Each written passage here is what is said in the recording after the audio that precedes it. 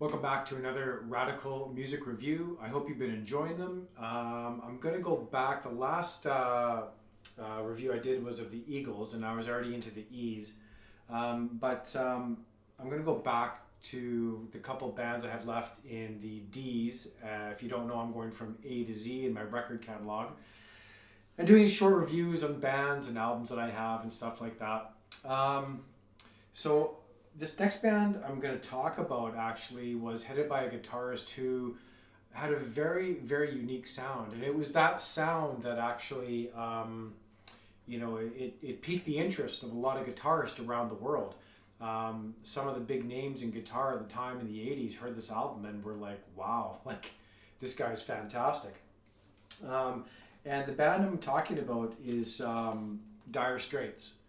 Now, Dire Straits came out in '79, I think it was, with their self-titled debut album, Dire Straits. And Mark Knopler was in a band, started the band with his brother. I believe his brother's name was David, Mark and David Knopler.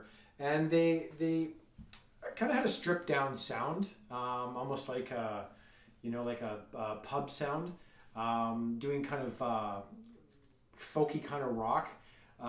And they garnered a couple of hits. Nothing major until 1985's Brothers in Arms. Now, this album was a success for a number of reasons. First off, the music itself. If you look at the first three tracks, So Far Away, Money for Nothing, and Walk of Life. Great tracks, also supported by great videos. Now, in the mid-'80s, the advancement of videos with bands like Duran Duran really pushed the envelope of videos. Music films at the time really just kind of showed bands on stage playing. But the advent of the music video really promoted these bands, and it put it in your living room and you could see the musicians. And it wasn't just music, it was their idea of a short film for the song. And of course, Dire Straits' Money for Nothing came out with a really interesting kind of animated video.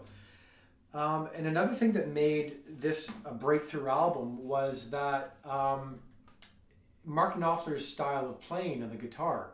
Again, I'm not a guitarist, but he had a way of playing the guitar, finger picking it fast, almost like a banjo, with a lot of stops and a lot of slide guitar.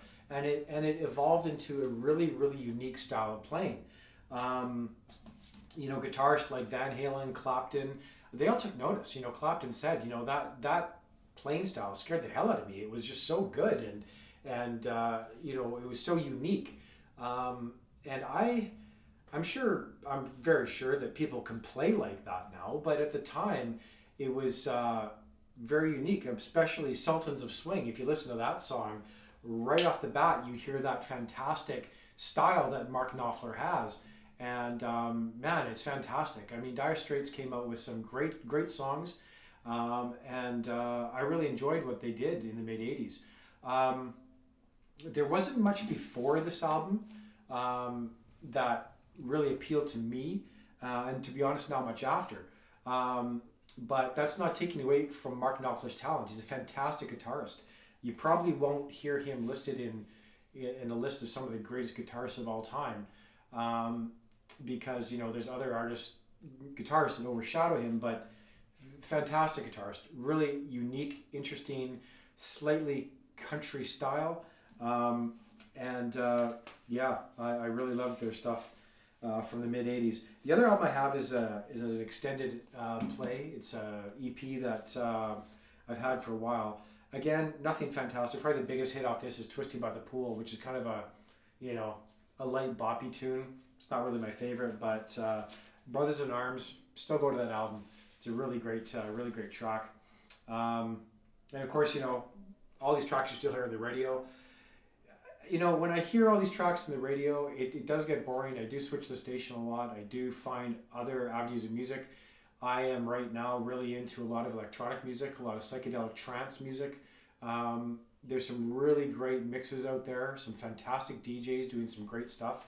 But when I do go back to stuff like Dire Straits and some of these bands that I've heard a lot of times, sometimes I like to just sit and listen to it kind of new, like with a fresh, open mind to listen to, what it must have been like to hear it for the first time. You can't deny the skill that Mark Knopfler had in guitar. Anyway, I hope you enjoyed the review. Next band I got coming up, 70s band, went into the 80s.